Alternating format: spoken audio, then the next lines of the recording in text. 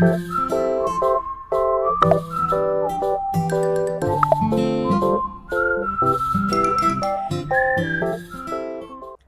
Assalamualaikum warahmatullahi wabarakatuh.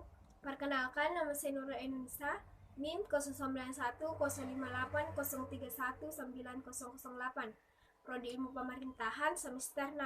Pada kesempatan kali ini, saya akan membahas materi tentang kebijakan sektor publik dari mata kuliah Kebijakan Sektor Publik dengan dosen pengampu Hardianti SAP MAP. Seperti yang kita ketahui, masyarakat mengenal kebijakan publik itu merupakan sesuatu yang abstrak, tidak jelas sosoknya, kabur, tidak berkaitan langsung dengan kehidupan sehari-hari, dan lain sebagainya. Sedangkan menurut Gianni dan Lochkar, kebijakan publik ada di sekitar kita, mendefinisikan pengalaman kita sehari-hari dalam kemungkinan hidup kita, bahkan jika kita tidak bisa melihatnya. Sebagai bagian dari warga sistem politik dunia dan sekaligus bagian dari peradaban masyarakat saat ini, kita akan senantiasa bersentuhan dengan kebijakan publik itu, entah itu pada skala lokal, regional, nasional, atau bahkan global.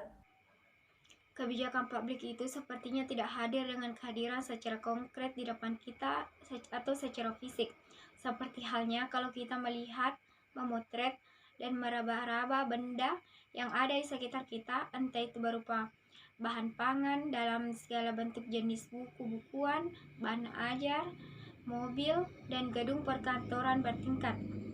Adapun contoh hal-hal yang menyenangkan dan tidak menyenangkan, atau lebih jelasnya dampak positif dan dampak negatif dari sebuah kebijakan publik adalah baik. Adapun dampak positifnya yaitu yang pertama, setiap orang dapat memberikan aspirasinya atau pendapatnya sendiri.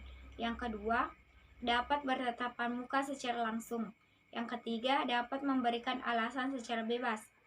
Sedangkan dampak negatifnya yaitu terjadinya pemikiran negatif untuk memberikan pendapat. Yang kedua, hanya mementingkan diri sendiri. Alasan kenapa kita harus peduli dengan kebijakan publik: yang pertama, kebijakan publik memengaruhi kehidupan sehari-hari, mulai dari langit yang kotor karena polusi, tarif ojek online, tagihan listrik, sampai penggunaan media sosial, semuanya diatur oleh kebijakan publik. Yang kedua, kita punya hak dalam kepentingan untuk memastikan kebijakan publik bekerja untuk kita dan bukan kepentingan politik atau ekonomi tertentu. Sebagai negara demokrasi, kita punya hak untuk memilih dan memastikan bahwa pemerintah memprioritaskan kesejahteraan kita dan membuat keputusan terbaik untuk rakyatnya. Yang ketiga, cobaan abad ke-21 lebih kompleks dan butuh kolaborasi lintas sektor. Dari penanganan pandemi, krisis iklim, sampai transisi digital, akan lebih efektif juga pemerintah bergerak bersama sektor swasta, masyarakat, dan akademisi, sehingga kebijakan yang diciptakan akan lebih inklusif dan membawa solusi yang tepat.